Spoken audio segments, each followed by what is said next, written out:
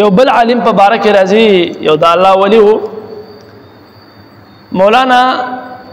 مفتی شفیع صاحب رحمت الله علیه دا واقع لیکي وای په هندستان کې زه یو ورځ د میا اصغر حسین صاحب ډیر لوی د الله ولی و وای داغه خواله زلاړم او داغه په صحبت کې زه پاتې شوم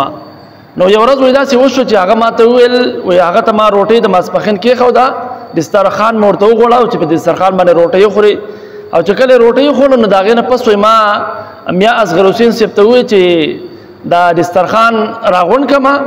نو ما ته هغه وی چې آیا تعالی د دسترخوان د راغونډولو طریقه درځي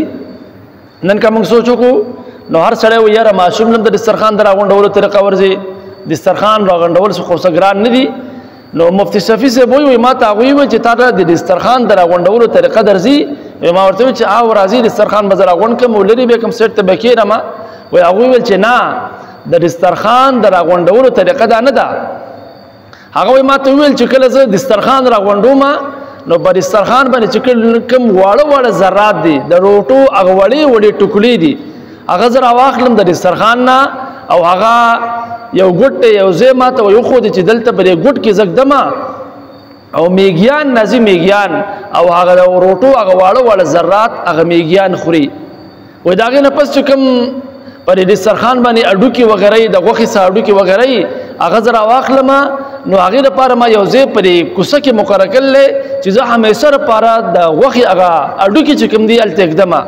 نو د شپې بیا سپی راځي او هغه اډوکی خوري نو دغه اډوکی زه التقدمه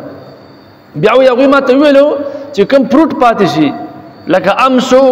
نو د ام کې یو د ام زړیم دی او د ام هغه چیلکا ده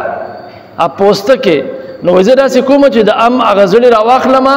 وې پلانې ګرون ماته یاد کو د لوب ماشومان د لوب زیو وې زی ال توړم ال تر ماشومان پدې ام پرې زړو باندې ته ماشومان د مازیګر نه لوبي کوي او دا کم پوسټ کې د ام چې دی دا راواخلم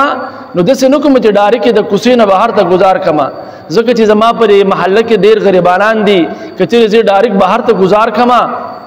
نو غریبانان چې وسه نکیږي هغه بخپه چې وګوره زمونږ غونډي ځان د پاره خو خوراک راوړي او زمونږ اډو خیال نه ساتي نو وزه د کوم چې دا پوسټ کې راخلمه یو پوسټ کې د لری فاصله کې غرزومه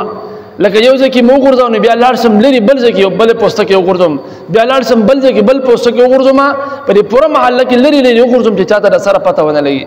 نو کومنګ سوچو کو نو د دسترخوان د راغونډولو طریقه مونږ ته معلوم ده او نه په ژوندۍ کې داسې کار مونږ کړی دی نو